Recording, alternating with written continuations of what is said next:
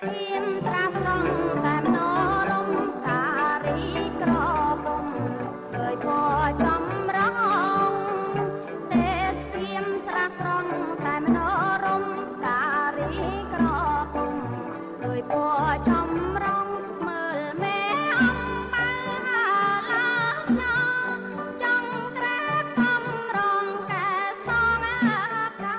รงភាពយន្តភ្នំពេជ្រ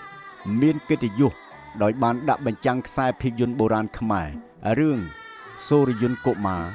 និងព្រះនាងទេពធីតារូបរាងស្រស់ប្លែកចំលែកល្អដូចទេពអង្គសឃើញពីសួគ៌រូបរាងស្រស់ប្លែកចំលែកល្អដូចទេពអង្គសឃើញពីសួគ៌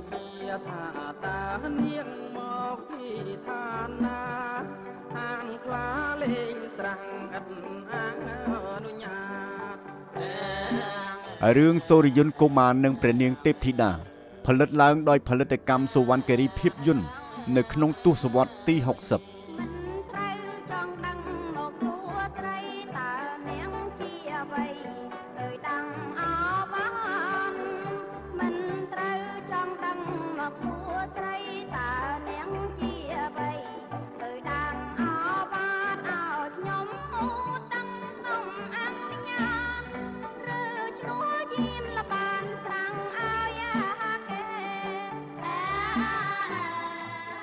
រឿងសូរយន្តកុមារនិងព្រះនាងទេពធីតាសម្ដែងដោយលោកគង់សំអឿននិងអ្នកស្រីឌីសាវ៉េតបានជាខ្ញុំហ៊ានសួរដូចឆ្នាំងពួកខ្ញុំជាម្ចាស់ស្រះណាវាមេបានជាខ្ញុំហ៊ានសួរដូចឆ្នាំងពួកខ្ញុំជាម្ចាស់ស្រះណាវាមេស្រីណាមុតហើយមិនរួចទេ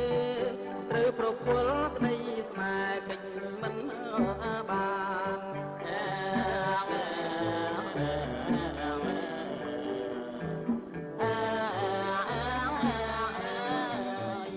នឹកណាស់នួនល្អងចិត្តបងជួបអូនគ្រាន់បានជាក្បូនសន្តោងសណ្ដូននេះស្ងួនវលាក់នាងល្អលើសលប់ល្អគ្រប់ឲ្យចាប់ចិត្តស្ម័គ្របើសិនមិនបានរួមរាក់ចាំងជាទ្រូងបងផ្លាព្រះវិហារដ៏ចំណាស់នៃវត្តមនីរតនារាមហៅវត្តទួលទំពូងគឺជាទីតាំងថតខ្សែភាពយន្តខ្មែរមួយរឿងដ៏ល្បីល្បាញនាអំឡុងទសវត្សរ៍ទី70គឺរឿងនាងល្វាជ័យ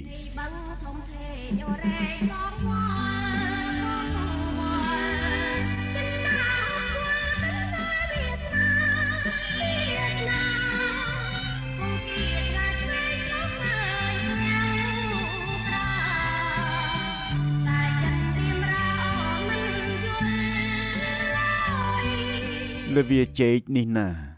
សត្វមានភាសាសូរសៀងភិរមសំលេងពីរោះអ្នកផងនិយមមានទោសប៉ុនភ្នំព្រោះសៀងវាចាជាប់ត្រង់តែឯងចាកពីកន្លែង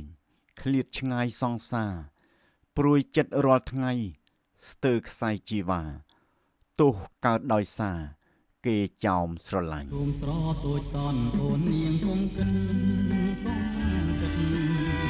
បងគ្មានគួនចិត្តផ្លេចដល់បាយต้องបាយទាំងកាយនាងញ៉ានឹងអូនហើយសម្លាញ់បងហើយគុំបារម្ភជួយរឿងនាងល្វាជែកនិពន្ធដោយលោកនូហាចដឹកនាំរឿងដោយម៉ាក់ហូវើយពួកយើងមើលស្រីស្រីចោមបំពងខ្លីសាច់សថ្លាណែវើយពួកយើងមើលស្រីស្រីចោមបំពងខ្លីសាច់សថ្លាបើឯងស្រឡាញ់នាងមួយណាគ្នាធ្វើចៅមហាត្រូវមួយណាក៏បានដែររឿងនាងល្វាជែករួមសម្ដែងដោយគង់សំអឿនគីមណូវ៉ាសេងប៊ូទុំសាក់ស៊ីស្បោងម៉ុងដូលីនត្រង់ដឺឡូតូ ព្រួញមាសសូចិនរួមនឹងតារាប្រុសស្រីជាច្រើនរូបទៀតនិងអមដោយចម្រៀង3បទ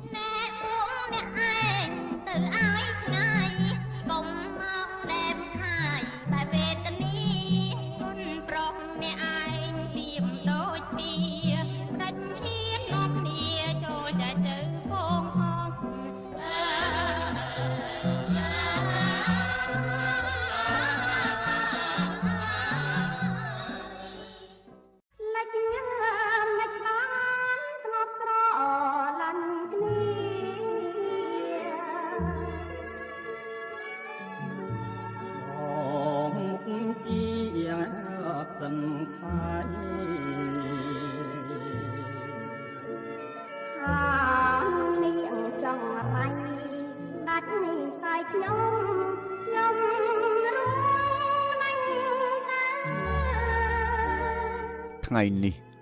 សូមរំលឹកបង្ហាញជូននៅមហាខ្សែភាពយន្តបែបប្រវត្តិសាស្ត្ររឿងព្រះថោងនាងនាគ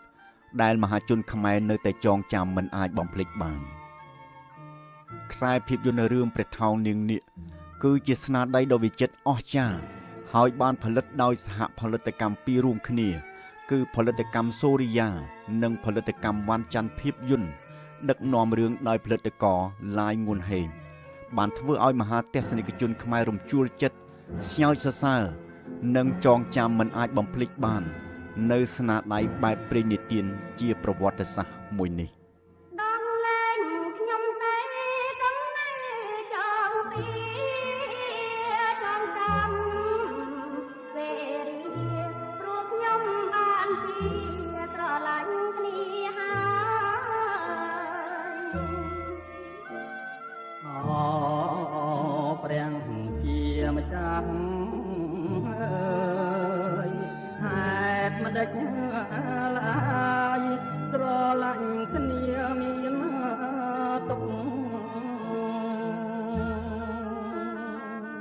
ខ្សែភាពយន្តរឿងព្រះថោងនាងនាគ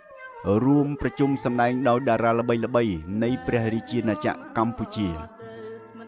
លោកគង់សំអឿននាងគឹមណូវ៉ានាងទឹកវិជ្ជរាដានីលោកនប់ណែមនាងសាក់ស៊ីស្បោងលោកអោដុំនាងអ៊ុំឈុនរឿនលោកអែមសូណានាងម៉ាប់ណូយ៉ានិងតារាល្បីៗជាច្រើនរូបទៀត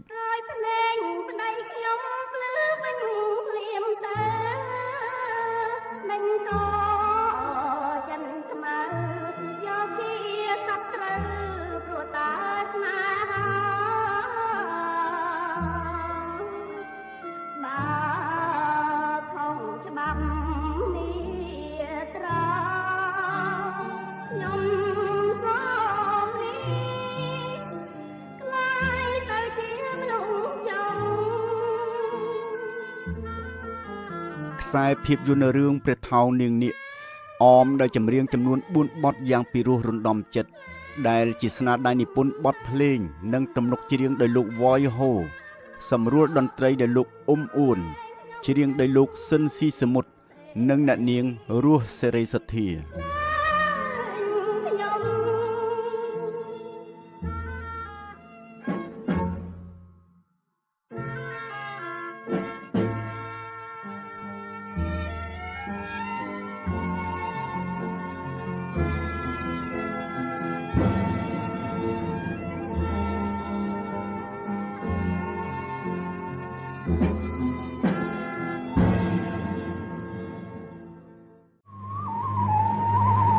ទេยังไม่ได้លក់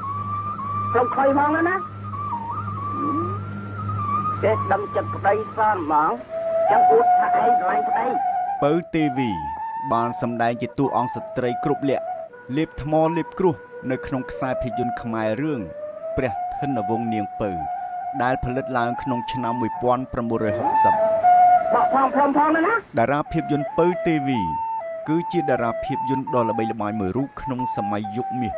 តាមរយៈខ្សែភាពយន្តជាច្រើនរបស់ផលិតកម្មព្រះខ័នពេជ្រភាពយន្តក្រោមការដឹកនាំរបស់ផលិតករលីវ៉ាសូមយ៉ាងបានចូលទេបំផុសជាងផងណាស្មៃអើ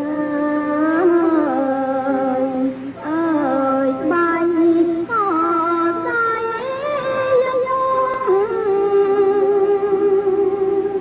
តារាភាពយន្តពៅទេវីមានឈ្មោះដើមថាផ្កាពៅ